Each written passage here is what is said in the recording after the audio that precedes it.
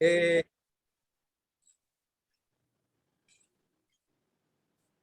la responsabilidad es la carga que tiene una persona ante un determinado acto realizado por el mismo.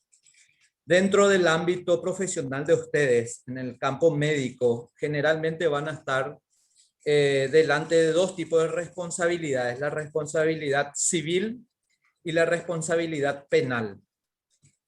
Como su propio nombre se dice, en la responsabilidad civil, lo que su contraparte, o sea, la víctima, en este caso, la persona que se sintió ofendida por el acto de ustedes, en la responsabilidad civil lo que va a pedir es la indemnización con una suma de dinero. Ahí se trata de plata.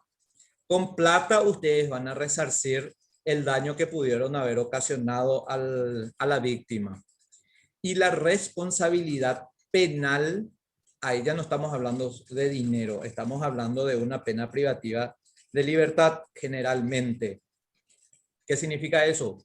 Que el Estado, ya no solamente la víctima, sino el Estado ya se involucra directamente y va a buscar si encuentra los antecedentes necesarios de llevarle a la cárcel a ustedes para el castigo correspondiente. Entonces, esa es la principal diferenciación que nosotros tenemos de la responsabilidad que van a tener ustedes en el ejercicio de sus funciones. Eso es lo que tienen que tener bien en claro. ¿Qué tipo de responsabilidad en qué tipo de responsabilidad pueden caer ustedes por la actividad profesional médica? ¿En la responsabilidad penal o en la responsabilidad civil? Eso tienen que manejar también el siguiente criterio de que no necesariamente eso está relacionado con un acto que ustedes digan, no, a mí nunca me va a pasar esto, porque puede suceder. Ustedes se pueden encontrar, por más de que hayan actuado perfectamente conforme a la norma, pueden encontrarse con una persona que piense diferente a ustedes y le promueva una demanda o una denuncia penal en la fiscalía. Entonces, esos son los puntos de que tenemos que tener bien en claro. Y para que entiendan un poquito más, traigo a colación un ejemplo que no tiene nada que ver con la actividad médica, pero sí que es con una actividad cotidiana a la que todo el mundo estamos expuestos. Conducir nuestro vehículo. Si vos te vas conduciendo tu vehículo, automáticamente vos te convertís en un agente responsable. Significa que si con tu vehículo hiciste un determinado daño, si con tu vehículo cometiste una determinada infracción y con eso cometiste un daño a la otra persona, vas a tener que arcar con la responsabilidad. Si ese daño estaba tipificado, o sea, es considerado como delito, entonces van a tener que arcar con la responsabilidad penal.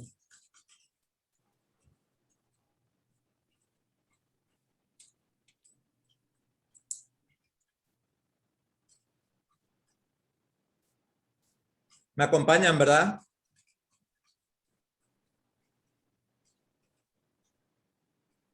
Sí, doctor. Hola, ¿está Hola. bien? Sí, sí.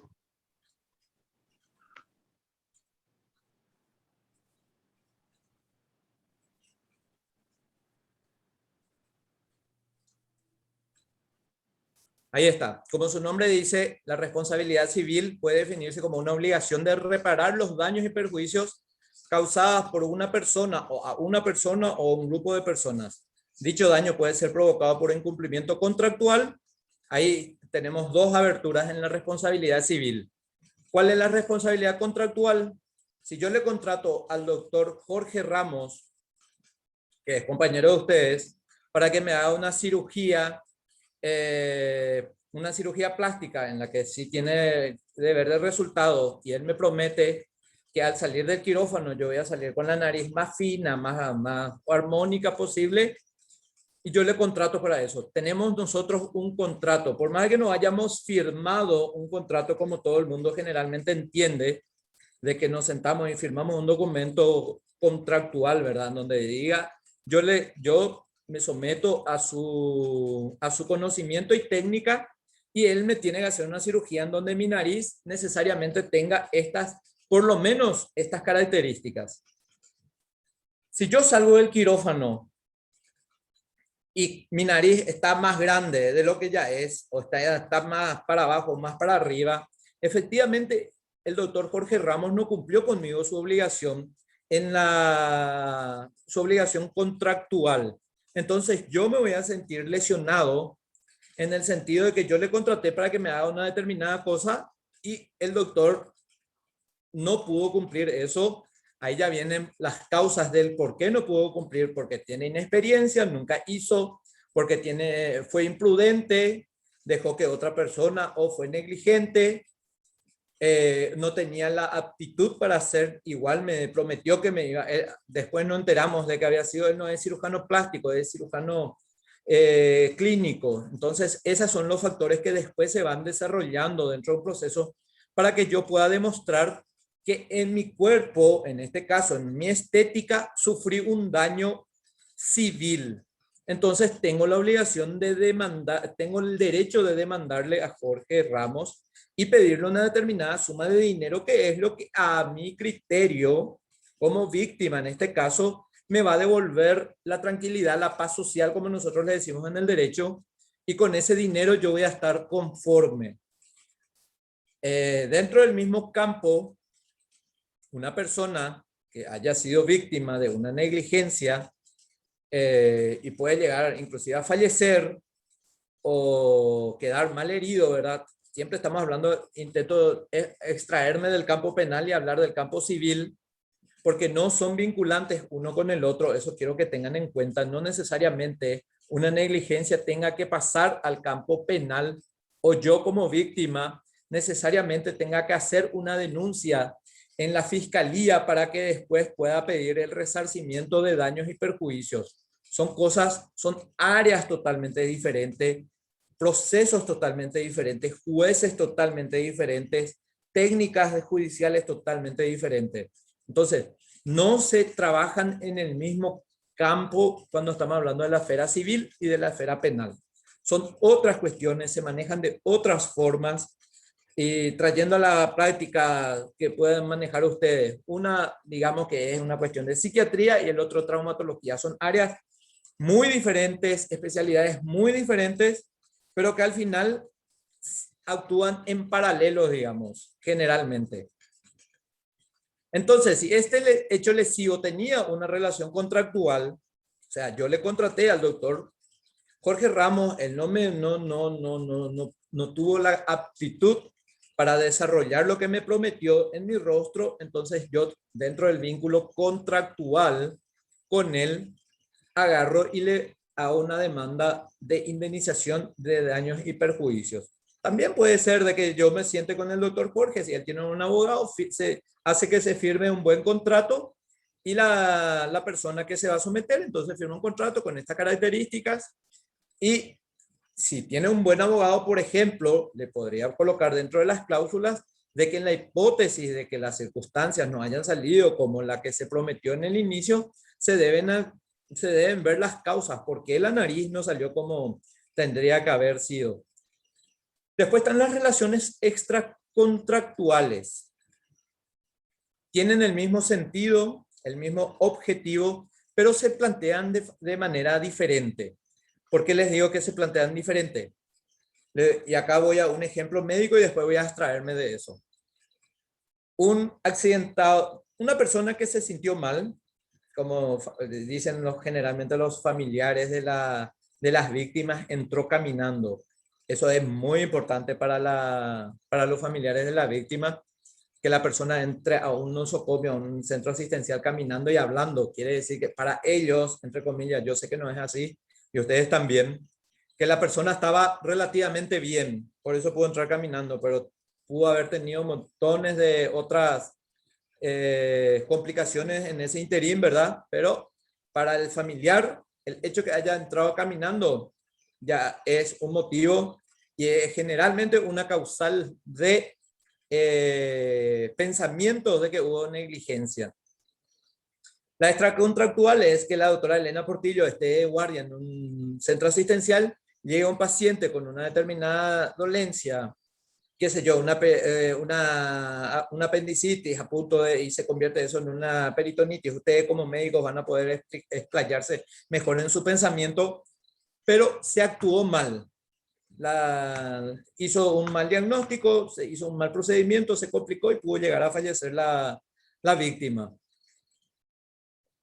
Es una relación extracontractual con la doctora Elena Portillo por el hecho de que yo no tenía un acuerdo previo con ella. Yo no me fui a consultar previamente con ella. Ella, por casualidad y causalidad, estuvo presente en ese mismo momento, en ese centro asistencial donde fue trasladado el paciente. Se dan cuenta cómo se separan las cuestiones. Una deriva de una cuestión predeterminada, que ya existía un convenio, las partes ya conversaron, ya dijeron qué es lo que se tiene que hacer. Y la otra es un caso fortuito, que por circunstancia del destino, la doctora Elena Portillo estaba presente en ese sanatorio, tenía que irse 10 minutos antes, no se fue, se quedó, tuvo ese paciente por ABC circunstancias, pudo haber procedido mal, igual el daño se causó, el daño existió, y a eso nosotros en derecho le llamamos la responsabilidad extracontractual. Uno, vuelvo a recalcar, ya hubo un análisis previo, ya hubo un convenio previo, las partes ya se conocían, ya se dijo qué se tendría que realizar, qué se tenía que hacer y cuál es el eventual resultado. En el otro no, por un caso fortuito, se conocieron las partes, en ese procedimiento, por cualquier otra circunstancia, no se sabía qué procedimiento se tenía que hacer, se procedió de una determinada forma, si se procedió mal, existió el daño, esa es la responsabilidad civil extracontractual. En ambos casos, como les dije de un inicio, la reparación depende del dinero. Lo que le van a pedir a ustedes es que le paguen dinero, no otra cosa, sumas de dinero. Y eso es lo que el juez va a determinar cuánto equivale el daño que pudo haber sufrido la víctima y cuánto le tiene que pagar el ciudadano por este daño. La indemnización está montada por dos factores cuantificables. El primero, el valor real del daño.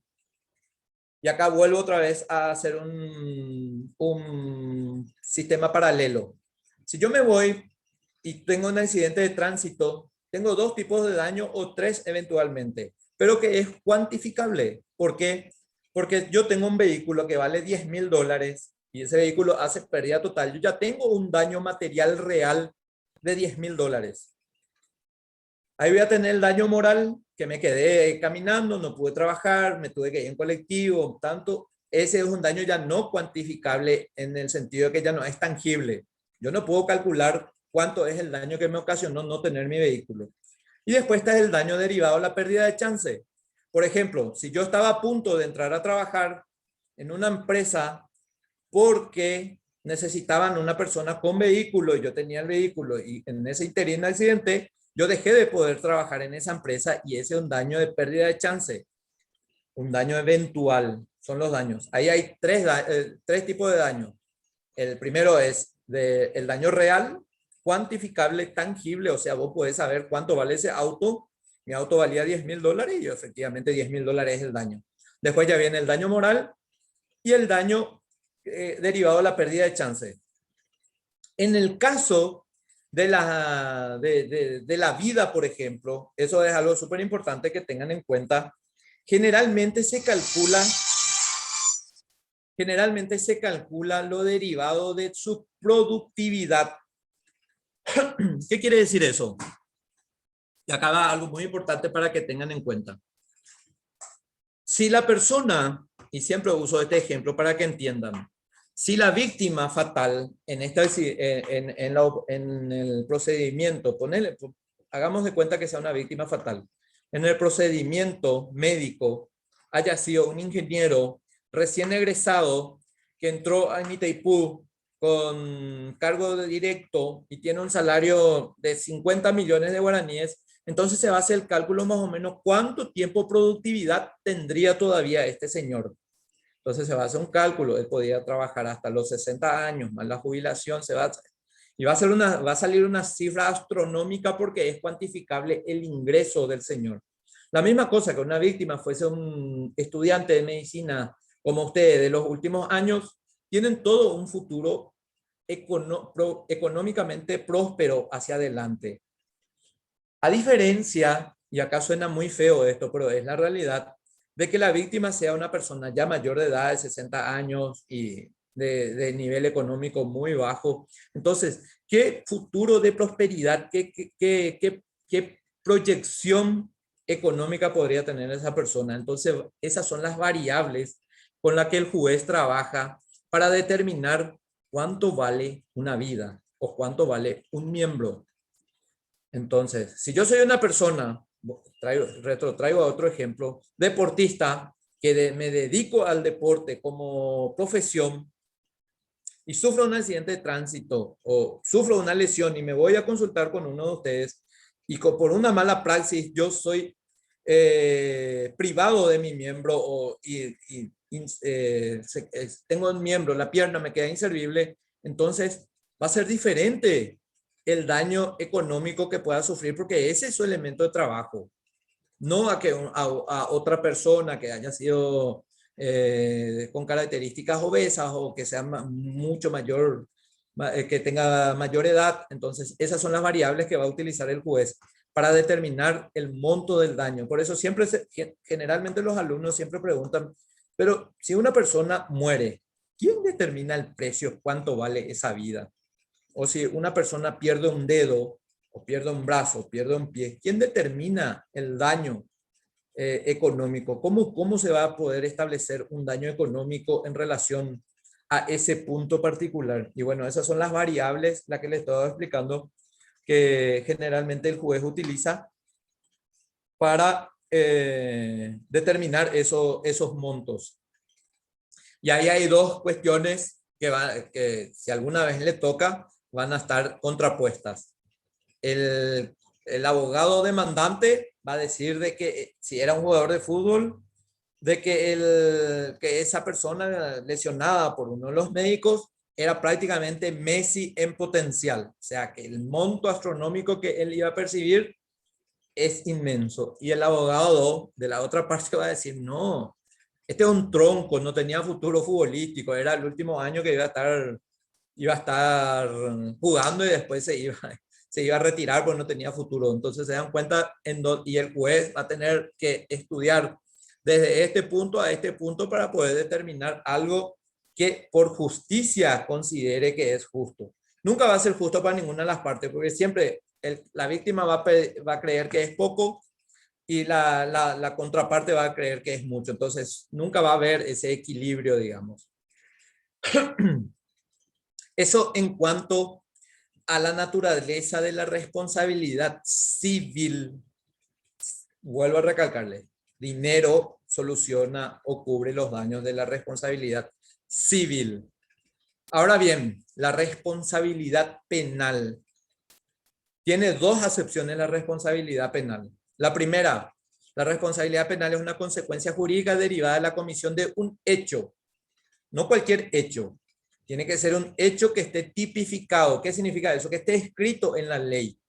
Tiene que estar determinado en el Código Penal o en la ley especial que determina el que hace esta determinada cuestión va a ser castigado. O el que no hace esto va a ser castigado. O sea, tiene que haber una tipicidad en una ley penal de un sujeto imputable. Esto es muy importante. ¿Por qué hablamos de un sujeto imputable?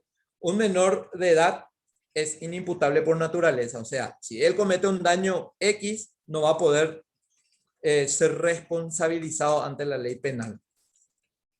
Acá esta es una cuestión importante. Si un menor de edad conduce un vehículo, menor de 12 años, porque a partir de 14 ya son imputables, menor de 12 años, conduce un vehículo de su papá y produce un accidente, el menor no va a poder ser imputado por responsabilidad penal, pero el papá sí puede ser demandado por responsabilidad civil. O sea, al papá le van a pedir que pague el daño que causó su hijo, porque el papá es responsable del menor.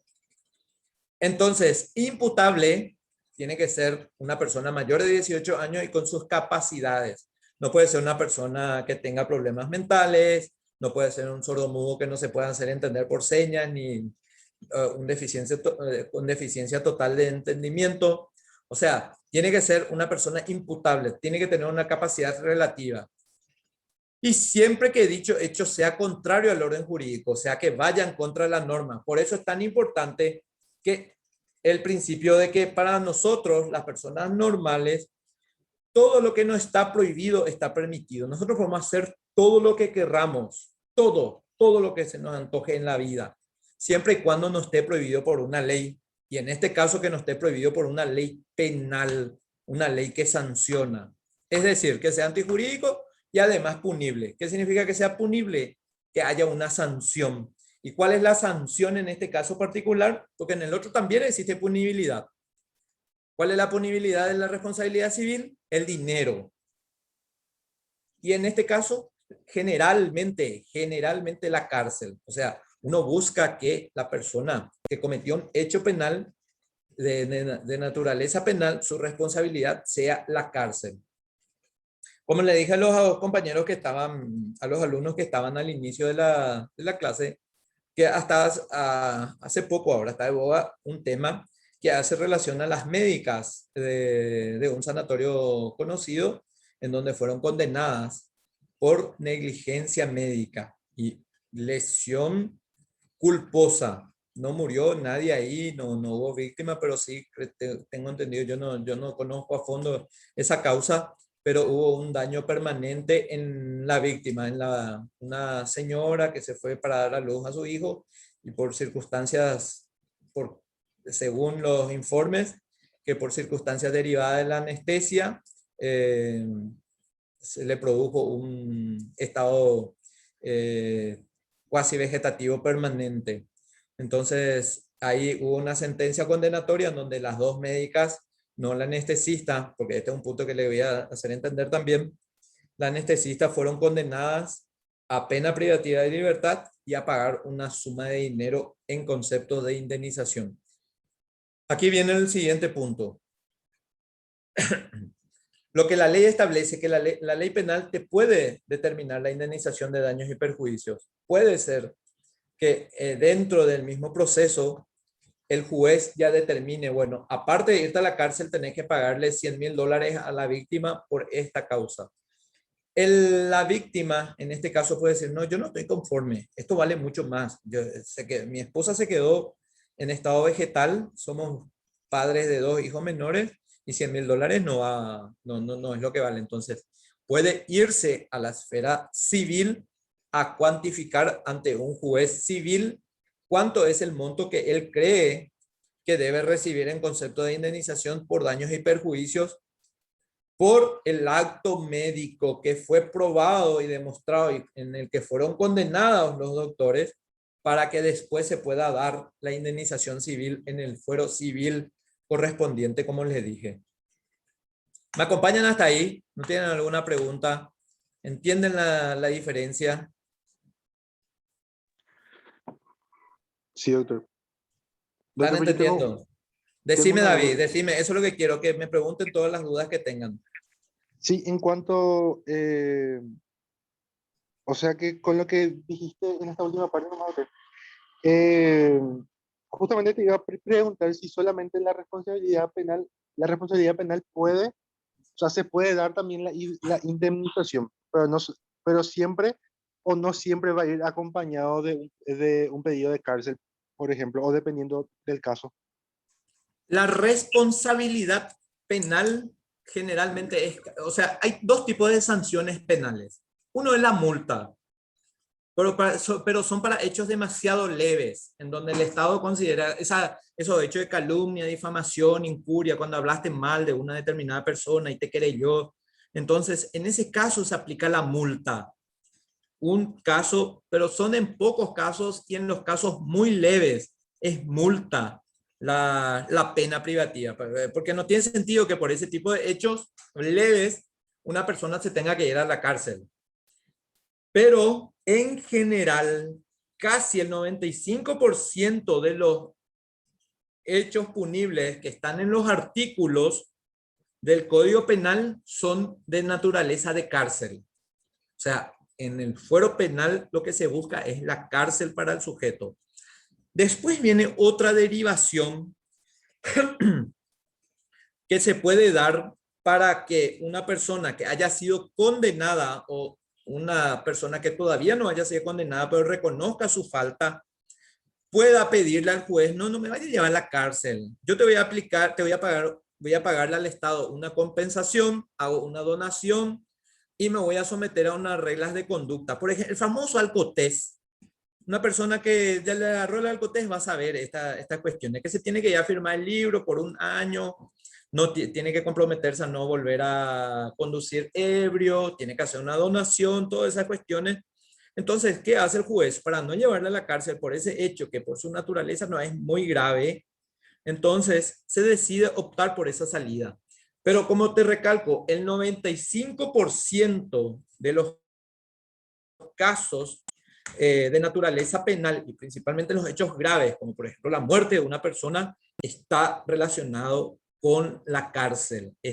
Se pide cárcel porque esa es la forma que el Estado tiene de compensar el daño que ese sujeto ha causado en la sociedad. Acá hay un tema importante que quiero que tengan en cuenta. Si bien es cierto, en los homicidios culposos, así se llama la figura, cuando una persona le mata a otra sin intención, o sea, no hay dolo de por medio, la ley da la posibilidad de que se haga un acuerdo extrajudicial en el sentido de que yo me ponga en contacto con la víctima y nos pongamos de acuerdo, yo te pago una determinada indemnización y vos desistís del caso, arreglamos. Entonces la ley concede ese hecho, esa posibilidad. Pero si no hay ese acuerdo, entonces el Ministerio Público es la que va a perseguir ese hecho. Ahí ya no va a depender de que si la víctima quiere o no quiere. Si no hay el acuerdo, entonces el Ministerio Público persigue el hecho y después, si más adelante se consiguen llegar a un acuerdo, se ponen de acuerdo en el monto, porque generalmente cuando sucede recién, hay una diferencia muy exorbitante del monto. Uno pide 1.000, el otro ofrece 100 y generalmente no suelen haber acuerdos. Pero en los casos culposos, como me preguntaste, David, siempre van juntos. Siempre van juntos. Por más de que se pida cárcel, también la víctima puede pedir reparación de daños y perjuicios porque son dos cosas diferentes. Como le expliqué en un inicio, se manejan en ámbitos totalmente contrapuestos, en otros lugares. Y aparte de otra cosa que es importante, en la responsabilidad civil, no solamente el médico que trató el procedimiento es responsable, también el centro asistencial en donde el médico estaba prestando su servicio, también es responsable civilmente. O sea, la demanda, si es que se va a llegar a hacer contra un sanatorio, vamos a ponerle sanatorio central, se hacen contra los médicos que intervinieron, la demanda civil, y contra el centro asistencial, contra el sanatorio central, para que ambos, todos juntos, respondan subsidiariamente y solidariamente por el daño que yo sufrí. Entonces, y traigo otra vez, disculpen que traiga mucho aparejada a colación temas parecidos, pero es para que entiendan el tema de que yo me voy conduciendo un vehículo que me prestó Jorge Ramos y provoca un accidente y dentro de ese accidente se hace una demanda civil. Me van a demandar a mí por ser el conductor civilmente, pero también le van a demandar a Jorge Ramos por ser el responsable, el dueño del vehículo. Eso también se da en el tema de los nosocomios. Se le demanda personalmente al médico que le trató y al equipo, ¿verdad? Que pudo haber tenido de alguna forma responsabilidad y en forma solidaria, juntos, quiere decir esto, se le demanda también al sanatorio central porque yo técnicamente confié en el sanatorio central para llevarle ahí a mi paciente. Entonces tiene una responsabilidad subsidiaria y solidaria. No sé si te expliqué, David, si quedó claro. Sí, doctor, súper. Muchas gracias. Bueno, volviendo, después está otro factor en donde en la que me adelanté, que es y que esto traigo a colación por venir aparejada. ¿Qué pasa cuando una persona, un médico, vamos a dar la vuelta a la tortilla, se le denuncia por un determinado hecho, se le condena, se va a la cárcel, se queda con una prisión injusta y después se demuestra que se le absuelve? Y el tipo se quedó 6 meses preso, privado de su libertad, con todo, perdió su trabajo, perdió todo. ¿Quién es responsable en este caso? ¿Qué piensan ustedes? Cuando se invierte la cuestión, cuando el médico que fue denunciado, pero después se demostró que, que resultó ser inocente, que su actuar no estuvo privado, pero él ya fue llevado a la cárcel, ya pasó por unas penurias, perdió su trabajo, pongámosle que perdió su familia. ¿Quién cree, a quién le vaya a reclamar el médico eso? Al Estado. Muy bien, al Estado paraguayo. ¿Por qué al Estado y no a la víctima? Esa es la parte que quiero que entiendan, a la que inició la denuncia. ¿Qué piensan de eso? Porque fue el Estado el que, a través de sus organismos, el que se encargó de estudiar todo el caso y hacer todo el proceso. Así mismo, esa es la respuesta. ¿Por qué? Te vuelvo a recalcar. Porque la víctima se limita a hacer la denuncia y a decir que en este caso hubo una negligencia médica.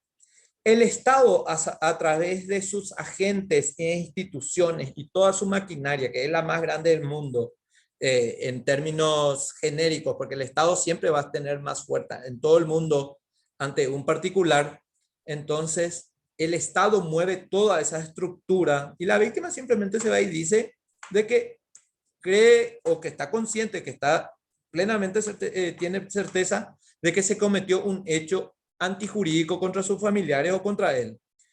El Estado es el que pide las medidas cautelares. El Estado es el que pide a través de sus agentes fiscales que la persona se vaya a la cárcel. El Estado es el que pide que esa persona sea desvinculada de su trabajo. Entonces el Estado juega un rol súper importante en este caso particular.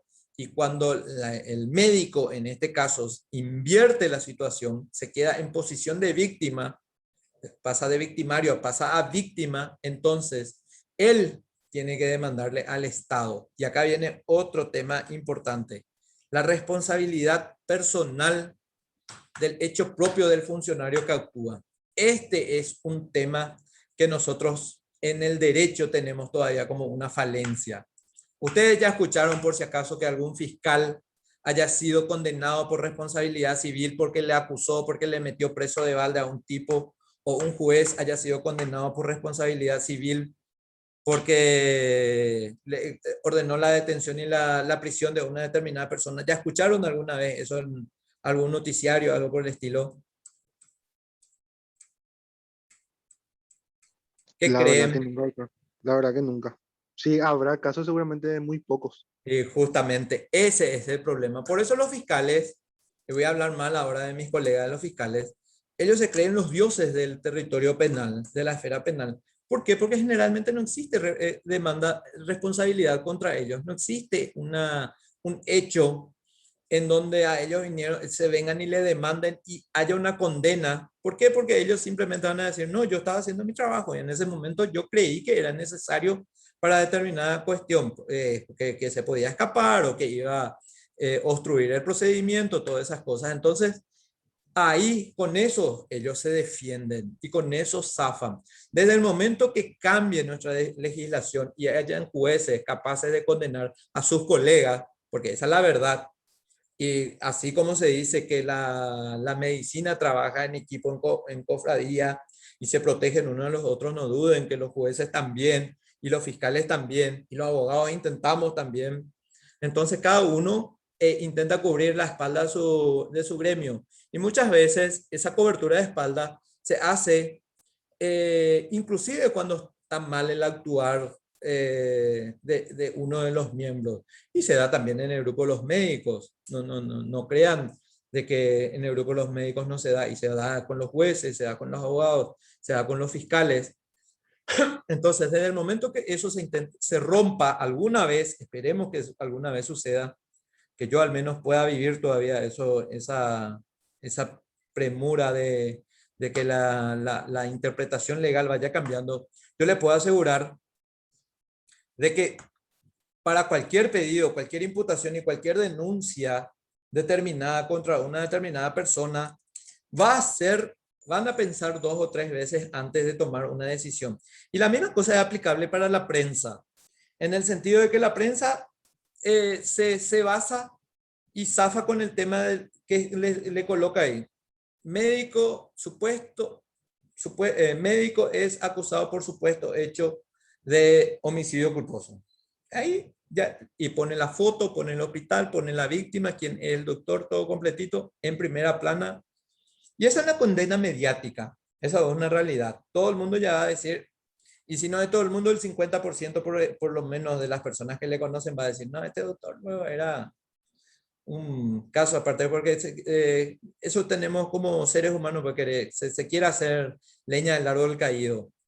Pero después, y a mí varias veces me pasó eso, mis clientes son absueltos, me voy y le pido al diario que después de 5 años, o 3 o 5 o 6 años, me voy y solicito al diario que haga una retractación jurídica, que me hacen, sí, doctor, no hay problema, no te preocupes, mañana va a salir en la edición. Y me ponen en la página 13 una cosita así, cerca de exequias por ahí que nadie lee. Entonces, no es el mismo, no utilizan el mismo criterio. ¿Por qué no colocan en la primera hoja cómo salió en el mismo tamaño? ¿Cómo salió inicialmente cuando le condenaron o cuando sacaron de que el médico fulano de tal es responsable por una determinada cuestión? Sucede en muchos casos también con otros hechos punibles, como por ejemplo la violación. Se le condena a una persona por violación, o sea, se le denuncia a una persona por violación, los medios de prensa salen, eso llega al periódico, llega a la cárcel, en la cárcel le esperan luego al violador, después se demuestra no, que era una artimaña que estaba usando la mamá, miles de cosas se escuchan. Pero el daño que sufrió esa persona ya está, ya no va a recuperar, ya cayó en desgracia, como se dice generalmente. Y si querés recuperar, restablecer, los propios medios de prensa no se prestan. Ellos no hacen el trabajo como tienen que hacer, no le colocan otra vez en primera plana la absolución del fulano de tal, salió por sentencia número, salió que es inocente, no, esas cosas ya no suceden. Entonces, porque ya no vende.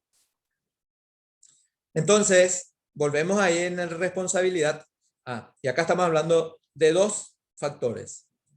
La responsabilidad del funcionario público se puede dar en 2 casos, en el del fiscal, como estábamos conversando, o en el del médico, si es que el médico es un funcionario público en el ejercicio de sus funciones.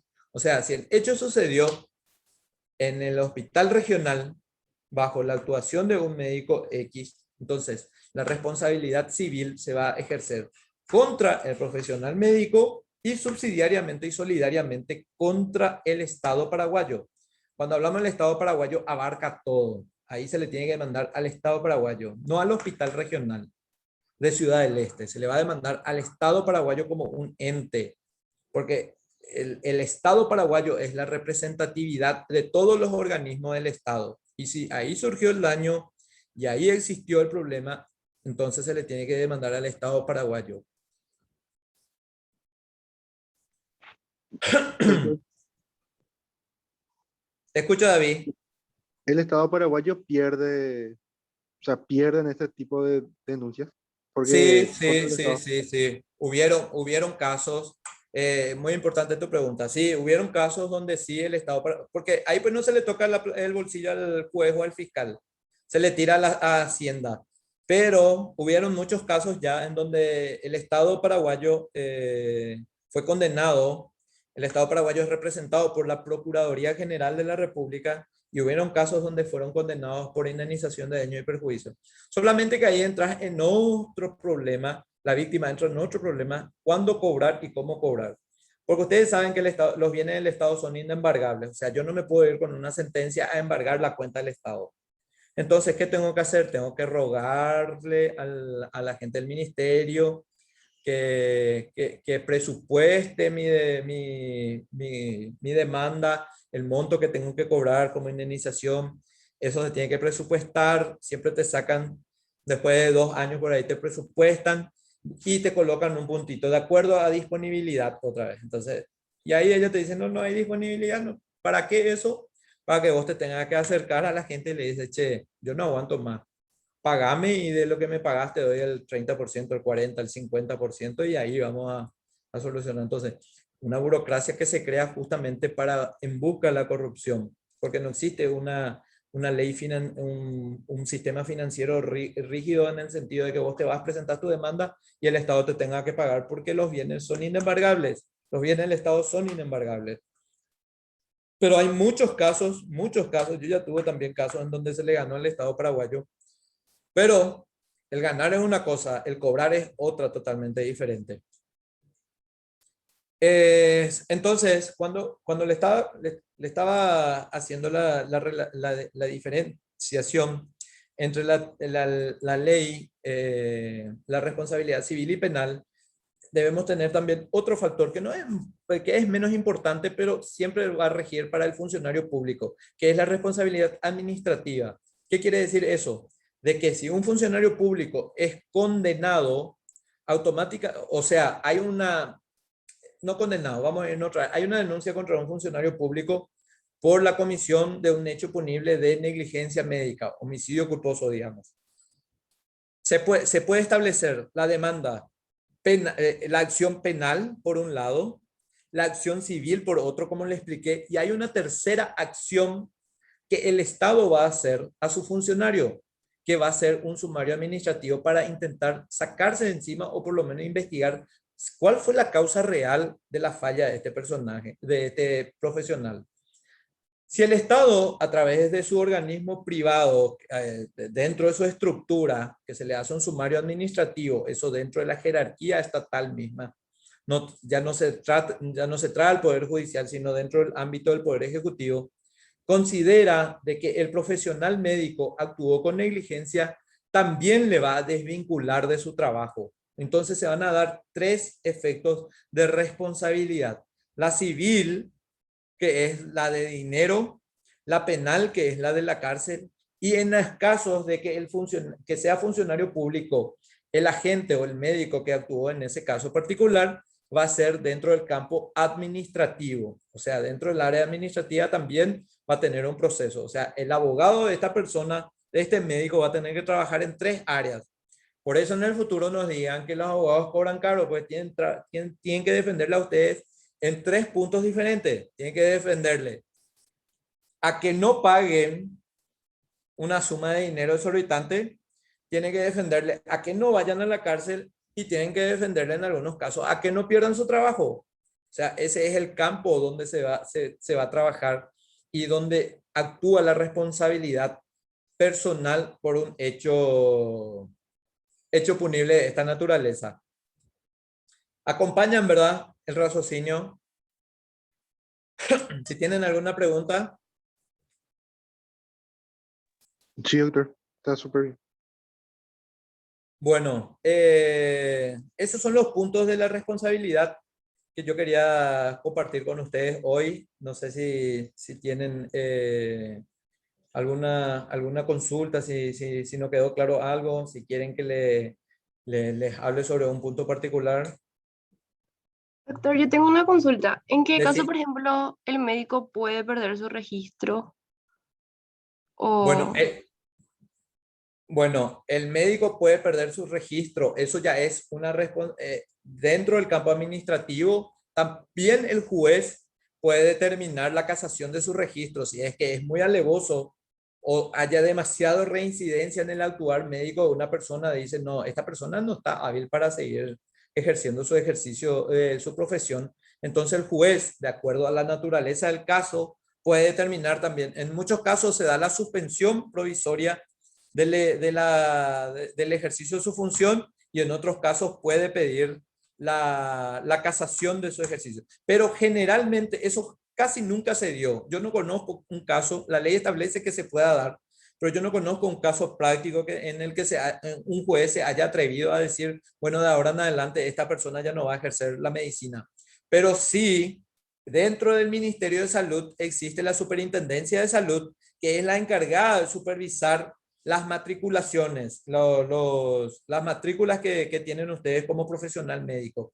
Y ellos tienen una oficina de denuncia que hace la investigación correspondiente y el ministerio te puede casar la matrícula para hacer el ejercicio de tu profesión. Porque una cosa ustedes tienen que tener en cuenta, que el título universitario por sí no es habilitante para el ejercicio de la profesión. Debes tener la inscripción en el Ministerio de Salud correspondiente para poder ejercer. La misma cosa nosotros los abogados. Nosotros, el hecho que nuestro título universitario solo que nos hayamos recibido no nos da la posibilidad de ejercer directamente la profesión.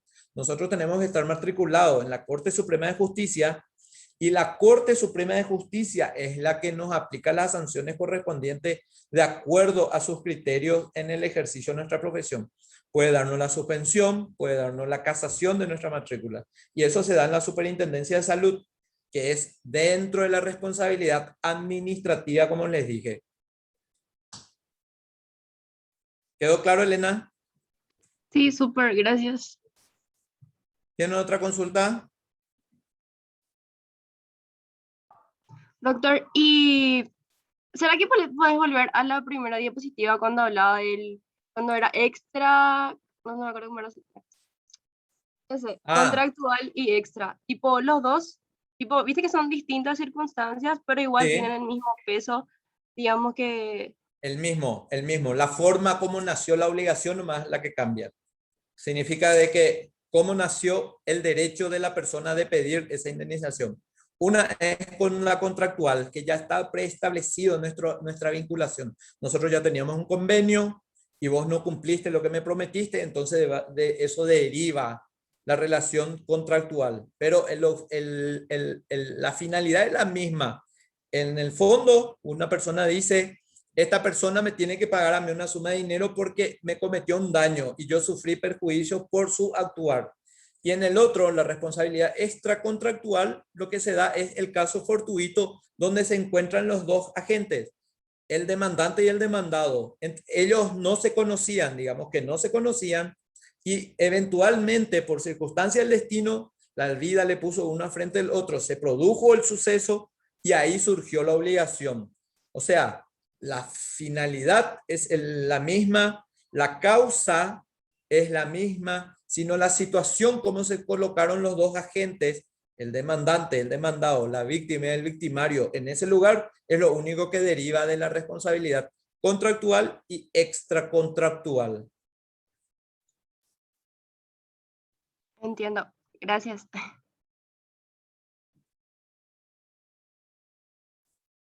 ¿Tienen otra pregunta?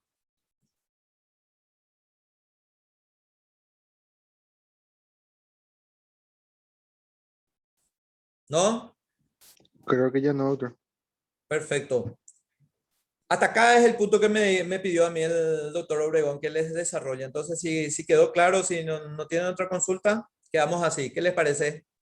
Sí, doctor, muchísimas gracias. Súper ¿Está claro todo. bien? Sí. Hecho. Un abrazo Chao, a doctor. todos. Chao, chao.